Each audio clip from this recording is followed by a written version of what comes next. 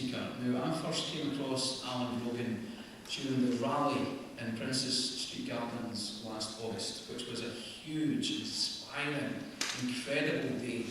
Edinburgh was bathed in sunshine, and there was 8,000 people there, all of whom wanted Scottish independence. You could feel the hunger for it, the passion for it. It reminded me of the Iraq protests in London. I was down there for that, 2003. This massive humanity coming together against injustice. It was incredibly powerful, and I felt that day in Scotland, that's what was happening. Now, the line that I read in that poem there about Scottish Labour, sorry to say, did get applause and jeering and etc., right? But when this man got up to speak and said his piece, he got as big a round of applause and as many cheers as Alex Salmond and Margot MacDonald and Dennis Canavan.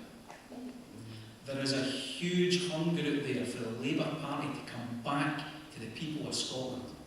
And when he said what he did that day, it was obvious. None of this was about people hating Labour. It was about people being disappointed by Labour, people wanting Labour to do what the Labour Party is supposed to do. And I think Labour for Independence is exactly that. It's a chrysalis waiting to burst with independence and turn into something that we can't get any other way. I think this is the future of the Labour Party. And he'll be able to speak about this with a greater degree of insight than I can. So, I'm going to read what's here. From Carnoustie, in Angus. Allan was a member of the Labour Party and founder of Labour for Independence. Hello. He graduated in politics from the University of Dundee and subsequently worked as an ESL teacher in South Korea for nearly 3 years and travelled throughout Asia. Subtext, he's got a bit of perspective. Allan began the Labour Votes for Independence movement to show that there are many Labour supporters who want independence. Along the way, it's become more than this, and as Allan says, the movement now stands for a strong, real Scottish Labour Party. They will lead the way for an energetic, proud, independent nation. Allan is once again wrestling W3L heavyweight champion. For the second time in May of this year. Well, I think he deserves a round of applause for that.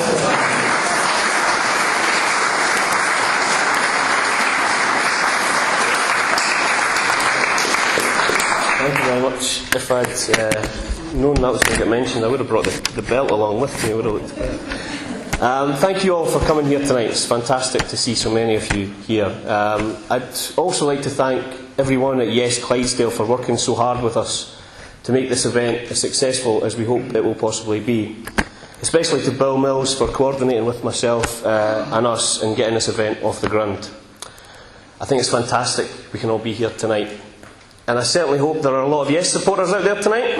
Yes. But I hope more so there are some folk who are undecided and some folk who plan to vote no. I hope you'll hear our case for independence tonight. And it is a strong case. As much as the No campaign try to tell you that we can't survive on our own, or that it would be too difficult to break away from the Union, or that our English brothers and sisters would suddenly become foreigners, they have never been able to argue that we are not capable of being a successful nation. I stand before you all today as a socialist, a democratic socialist, a social democrat, a Labour member, and most importantly, a proud Scot. See, I've never really been one for political tags of left or right. What is most important for us all should be what is right and what is wrong. My journey to independence was based on the premise that it's every nation's right to be able to govern its own people. And it's every person's right to have a nation to call its home. But the reality is it affords us the opportunity to have the social policies which are best for the people of Scotland and them alone.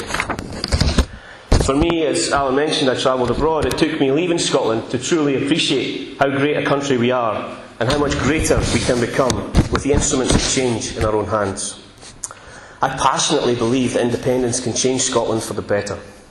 We have a great many things going for us, but we also face some real problems in our society. Let's make no mistakes, we do have problems with drug and alcohol abuse. Our roads are in disrepair. Communities have been left in ruin ever since Thatcher took the work in the heart of these communities. We have a devolved society in which food banks are still necessary. 1 in 4 Scottish children living in poverty. High fuel prices and high costs of living while wages stagnate. Disabled people having to prove to a panel that they can't get work, some too proud to admit how ill they really are. And youth unemployment wiping out an entire generation's prospects. Some of these problems are intrinsically Scottish and they require a Scottish solution. Independence isn't a magic cure for all this. It isn't a quick fix, but it gives us the best chance to shape our nation, to help those who need our help, to make our country a proud and strong society. Now, the No campaign are keen to tell us that independence is wrong for Scotland, and they want answers, and answers right now, to questions that no one knows.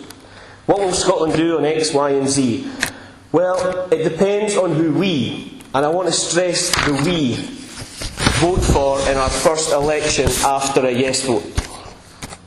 But let me turn this around for a minute, because I think it's time that the No campaign started answering some questions of their own. If we stay part of the UK, will we still be in the EU if Scotland vote for it in 2017? What will you do in the UK to halt gross inequality within our society? How will you deal with nuclear weapons on our shore when 80% of the Scottish people and the Scottish Government don't want them? To be blunt, as a member of a country which, if independent, would be the 6th richest per capita, how will you lead Scotland into a bright new future?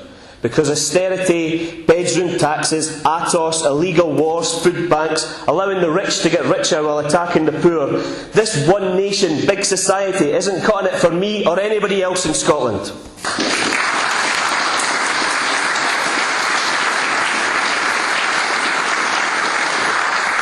And as a member of the Labour Party, and as Labour members, the choice is no different.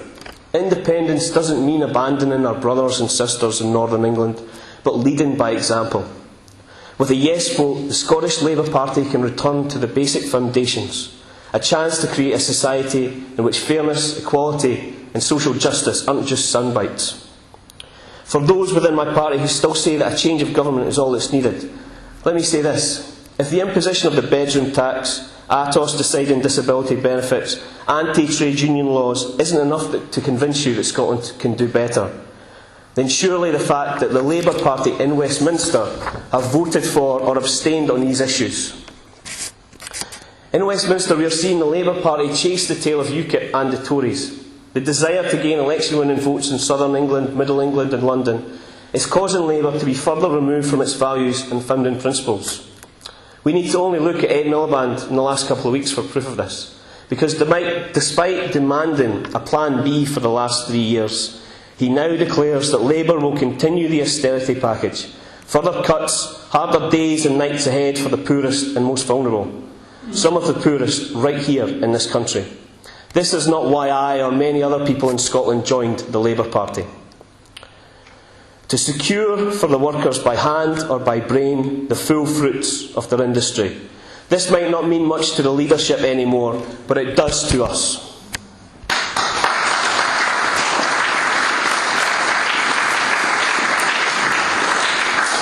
We have a chance to change the way in which we run our country. I'm not voting yes so things stay the same under a new captain. I want to see the full resources of Scotland and its people used to the full effect. I'm not voting yes so that we can still have bankers claiming bonuses for bankrupting this country. I'm not voting yes so that we can still have big businesses make a fortune off our toil in return for a pittance. I'm not voting yes to give George Osborne a veto on our budget. And I'm not voting yes to give up on our trade unions, keep the Queen, keep the pound, to watch EastEnders or vote on X Factor. And I'm sure as hell not voting yes to have Trident up as a tool for negotiations. Because while this might work to convince the political class to vote yes, it won't do much for folks out there. We have a chance to create something spectacular. A nation to be proud of. Confident in itself, yet outwardly looking.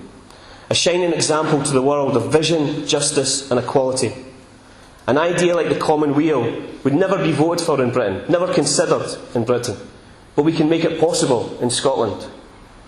Labour or SNP, Greens or Tories, left or right, rich or poor, in this vote, this one vote, it doesn't matter. It's all about what's right and what's wrong. Please make the right choice. Vote yes and join us in making Scotland the great nation that it can be. Thank you very much.